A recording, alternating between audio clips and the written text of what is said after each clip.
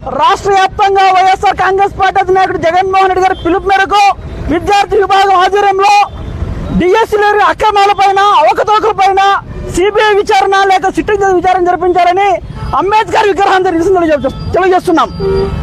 అయితే ఈరోజు ఈ దేశంలో ఎంతో డిఎస్సీలు ఇవ్వడం జరిగింది నోటిఫికేషన్. మొదటిసారి ఇచ్చిన ఈ డిఎస్సీ నోటిఫికేషన్లో మెగా డిఎస్సీ నోటిఫికేషన్ అని చెప్పి మెరిట్ లిస్టు విడుదల చేయకుండా డిఎస్సీ అంటే జిల్లా కమిటీ అంటే జిల్లా కలెక్టర్ ఆధ్వర్యంలో నడిచి డిఎస్సీని తుంగలకు దక్కి కేవలం రాష్ట్ర ముఖ్యమంత్రి కార్యాలయము లోకేష్ గారి కార్యాలయంలోనే ఈ ఉద్యోగాలు ఇవ్వడం జరిగింది.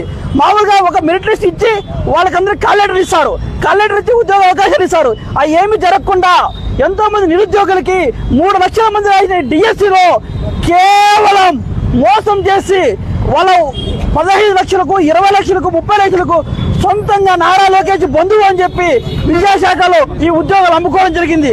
వైఎస్ఆర్ కాంగ్రెస్ పార్టీ ప్రధానంగా డిమాండ్ చేస్తున్నది, ఎందుకు డిఎస్సీ మెరిట్ లిస్ట్ ఇవ్వడం లేదు, ఎందుకు డిఎస్సీ మెరిట్ లిస్ట్ పెట్టి గారికి 1:3 మీరు పిలిచి వాళ్ళకి ఎందుకు కాల్ లెటర్ ఇవ్వలేదు, కాల్ లెటర్ కొంతమందికి ఇచ్చి మళ్ళా మీకు రాలేదు ఇది టెస్టింగ్ మెసేజ్ అని చెప్పి అభ్యర్థి ఎందుకు మోసం చేస్తున్నారు? కేవలం నారా లోకేష్ గారు అసమర్థత వల్ల, చంద్రబాబు నాయుడు అసమర్థత వల్ల, ఈ కుటుంబ చేతగానితల వల్లనే ఈరోజు డిఎస్సీ అభ్యర్థులకి అందరికీ అన్యాయం జరుగుతున్నది. ఇదే ఈ ఎటువంటి అవకతవకలు లేకుంటే సిట్టింగ్ విచారణ జరిపించే దమ్ము చంద్రబాబు నాయుడు కుంది, నారా లోకేష్ కుంది అడుగుతున్నాం. లేకపోతే సిబిఐ విచారణ అక్రమాలు జరగలేదు, నీ నిజాయితీగా మేము పెట్టాము అంటే మీరు ఎందుకు మెరిట్ లిస్ట్ వదలలేదు? ఈ రోజున కూడా ఏ వెబ్సైట్లో కానీ, ఏ విద్యాశాఖ కార్యాలయంలో కానీ, ఏ కలెక్టర్ కార్యాలయంలో కానీ ఎందుకు డిఎస్సీ అభ్యర్థులు మెరిట్ లిస్ట్ విడుదల చేయలేదని అడుగుతున్నాము. ఇదే విధంగా ఈరోజు అడుగుతున్నాం, చంద్రబాబు నాయుడు అధికారంలోకి వచ్చి మెగా డిఎస్సీ అని చెప్పి అభ్యర్థులందరికీ మోసం చేసి ఇది ఒక దగా డిఎస్సీ, ఇది ఒక మోసం డిఎస్సీ.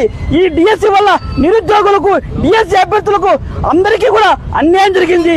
ఈ డిఎస్సీ రద్దు చేయాలి, ఈ డిఎస్సీ పైన న్యాయ విచారణ జరిపించాలి, సిబిఐ విచారణ జరిపించాలని కోరుకుంటున్నాం.